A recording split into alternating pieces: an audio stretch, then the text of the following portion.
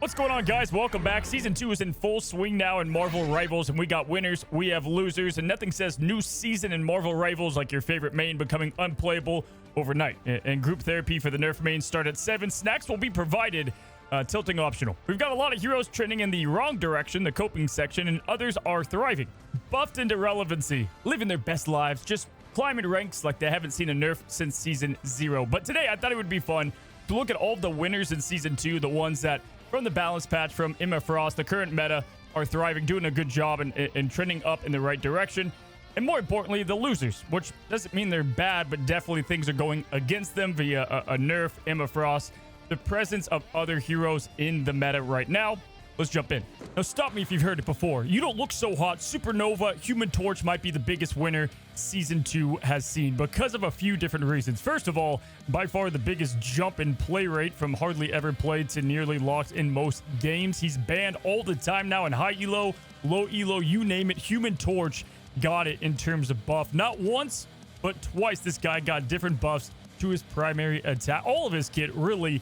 And it's kind of finally all come together for the perfect kit. First of all, his primary attack is just so much damage up close and still respectable damage from far away. He's a flyer, so he's nimble. His mobility finally works with how much damage he's able to put out.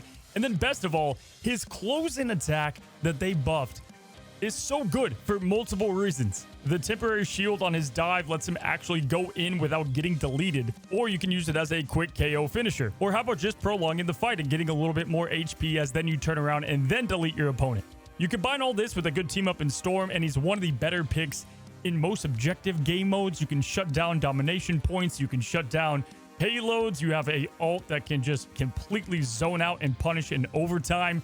He's got a really cool kit to respect, and even though he has some hard counters in Hela and Punisher and some of the hit scans, he's really good and definitely one of the easy standout winners this season. All right, guys, next up, biggest winner, easy one by far, Rocket Raccoon. Listen, Rocket mains, I know you thought that the nerfs to the mobility were going to hit hard, and they do change the character a little bit, but as I've stated before, this new one is not only a rocket for all, but damn, did they overtune him, in my opinion. His healing is actually insane that people are considering a lot of bans on the guy now. His ultimate and that overshield health is really good, and you mix all this together and you've got yourself just a top tier support, and which is obviously going to make him a big winner because nobody was talking about Rocket even close to this. He was really just considered in a couple lineups, and people hated hearing this is real firepower. Now they're loving to hear it. And then even on a micro level, if you're a Loki support and you're playing with a Rocket now, you've got an ultimate that you can copy with ease. There's so many new scenarios now where it's just nice to have a Rocket on the team, and he can truly pump out some of the most consistent healing within the game. Tie that together with the regen device to save you on a mistake or let your flanks play a little more aggressive, and the armor and the quick mobility, you got yourself a big winner. Okay, so moving right along, Mr. Fantastic also belonging to the biggest winners, and it was only a matter of time, man. This guy, I know I put him in the F tier. It doesn't matter. He is by far showing how good he is in the first week of this Season 2.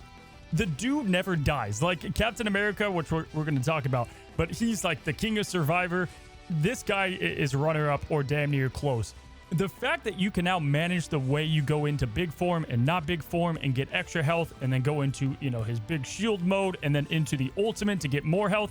He never dies. His consistent damage is awesome. He can peel for teammates, but also close in on flyers and flanks and whatever you need him to do. His damage is now more respectable. He's kind of a winner across the board. And then you tie all that together with Invisible Woman being one of the more common support heroes.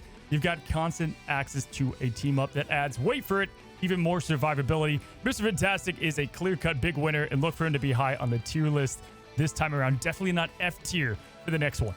Listen, I just talked about him, so we might as well go to him next. I think not only is Steve Rogers a winner, but a big winner by a good amount. Listen, he lost a little bit on his shield, and it can feel a bit bad at times. But this dude, he does not die. With how good the healers are now across the board, and the added 100 extra health, and 5% extra damage, he has everything that was kind of missing or lacking from him. And I said this on previous tier lists, he didn't feel bad in those seasons. He just felt like the meta wasn't quite right for him.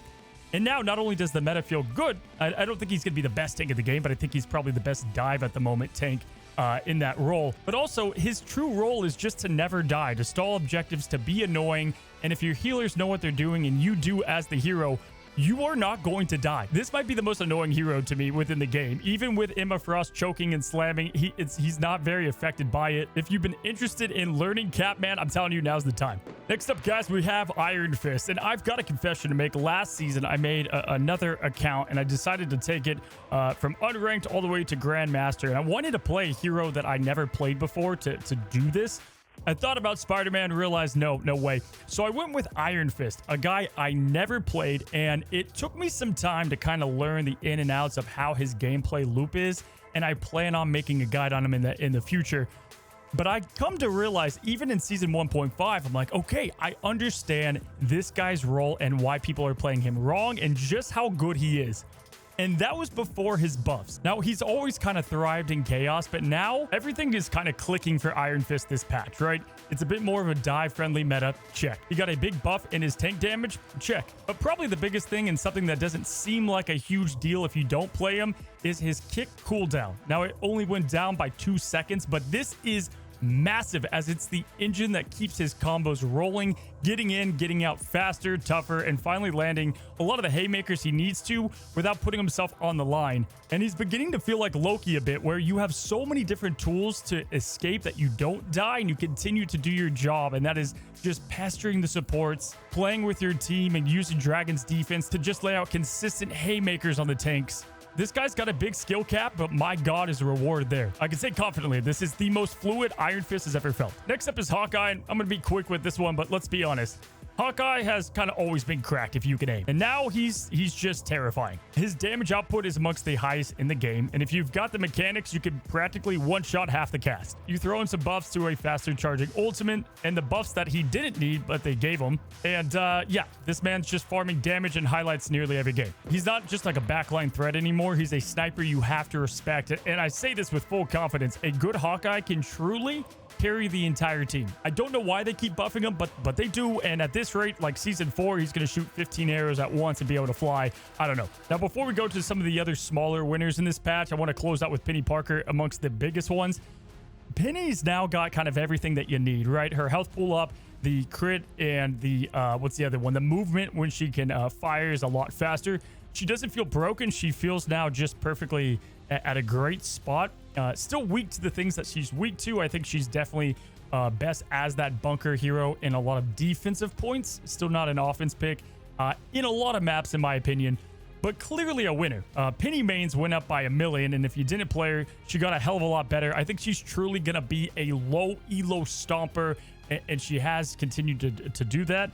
And I'm starting to see her in high elo in certain maps and situations. But regardless, she's a big winner. Didn't get any buffs before this. Now she got 3, and they're all huge. Now, to talk about some other winners that I saw within this week and within this patch, we're going to go a little bit quicker here and kind of rapid fire through some of them. But we got to talk about the Hulk. Now, I could easily put the Hulk as a loser as well, because he's got the Season 0 treatment. He's being banned way more just because of his team up. It's not even to his own fault. And that sucks, right? So that's a little bit of a loss, but he's winning overall in the way that his kit works, the reduction in cooldown in his bubbles, his movement speed. He actually feels a lot better. You know, CC can still absolutely ruin the guy. Emma Frost can just completely choke slam and ruin his day at times. But I'm telling you, the Hulk is eating good this patch. With hits to key dive prevention abilities, he's able to do his classic game plan of run at you and never die.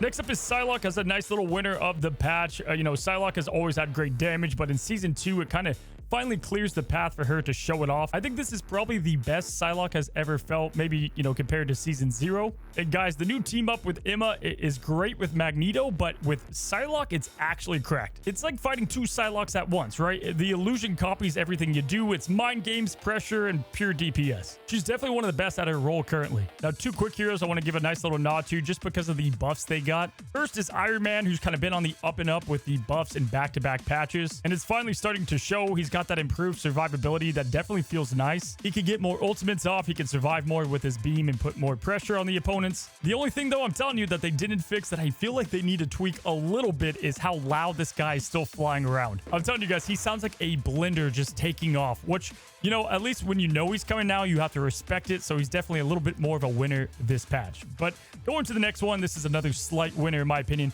Just actually bigger than slight, but no one's going to notice because you don't play her, is Black Widow. I think Black Widow and her combo potential to survive divers really made this hero a lot better. She still sucks probably to you into most elos. She's not going to be good, but at the higher end of play and for people that are dedicated to the hero, they noticed a big change here, and it's making her much better in her overall package. In short, if you have somebody with a Lord Black Widow icon, at least respect her a little bit more. They probably know what they're doing. All right, so last couple of winners before we go on to the losers. We've got Moon Knight. Now, Moon Knight, man, I think all of the buffs really just added to his playstyle and kind of buffed things that he was already doing and made them that much more fluid and play a lot better. The shields he gets now obviously helps him survive a bit more when it comes to people flanking him or noticing where he's at when you're bombarding them with crescent darts. But he's one of those heroes that at low to middle kind of rank play is way better. His damage, his ultimate is spiking up. I've seen many Moon Knights out of the MVP of their game, and he took a huge fall at season 1.5. I don't think he's season 1 good in different ways. His ultimate was just broken in season 1 at the beginning, but now his overall consistent damage feels a bit more kind of like the total package of what he's trying to accomplish. So I do think Moon Knight is going to be a winner. Now, for the last one, guys, we have Scarlet Witch, which it's kind of tough to put her as a massive winner or anything because, you know, it did hurt her overall survivability with the way that she phases in and out and the massive cooldown there. And she kind of flatlined in terms of damage because she lost her seasonal bonus, but they did buff her bonus to kind of be relatively the same. But it's all really about the team up. I mean, good God, does this thing pump out some stupid good damage? And it is something you have to respect. But it's not even just what it does, it's who it's with. And the fact of how she plays and where you can kind of get angles on with her makes her so incredibly good right now with this team up. And I've got to give her a winner because of that. She clearly is going to go up in play rate and or just viability for a team. Once I laughed at hero, now a lot better. I like where she's at the moment in Rivals. It feels like a pretty good kit in the first week. Now to close up the winners, guys, sometimes not getting buffed or nerfed is just winning in itself. And that's what a lot of these are. They either didn't get any changes or their nerfs were very small or in some cases got offset with more buffs.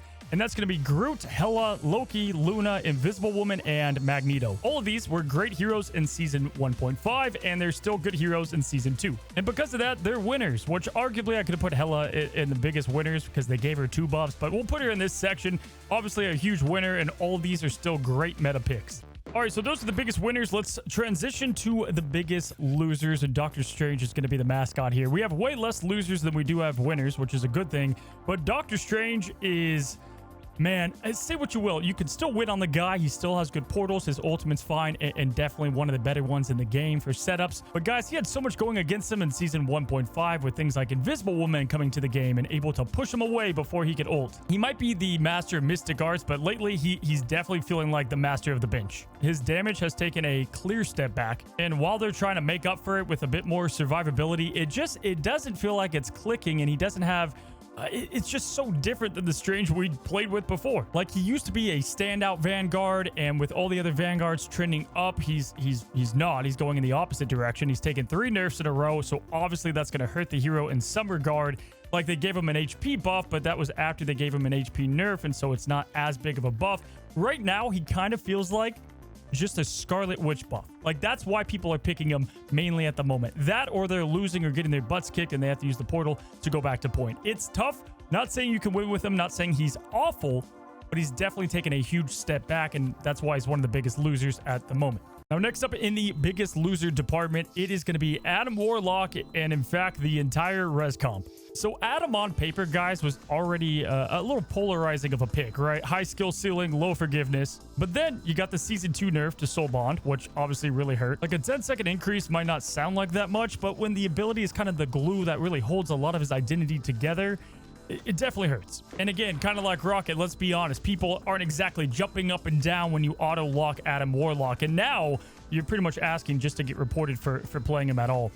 But it's not just that, right? You have that bit going on, but then you have the entire res comp, which at its peak, I think people were not playing nearly enough. The res comp and having revives and essentially forgiveness of dying on Adam Warlock, Star-Lord, and Mantis was so good. And it's still good. However, let's talk about the next one, and that's Mantis, right? So when you look at the whole family getting hurt, clearly that's where the biggest losers are coming into play.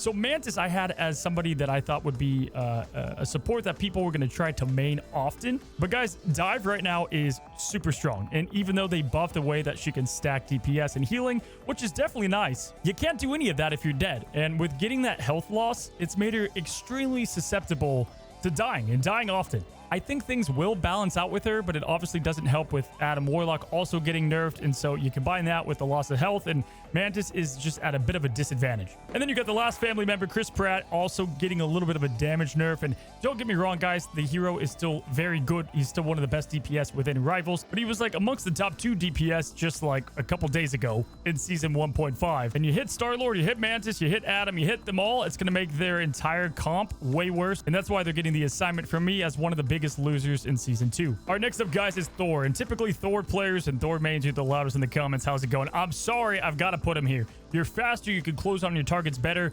That's great, but when you look at all the Vanguards, Thor is definitely taking the biggest L this season with a health nerf. Definitely just, it's tough. His ultimate isn't super impactful either. Emma Frost just kind of eats his lunch most of the time in his specific role. They need to do something with him, and I don't know what.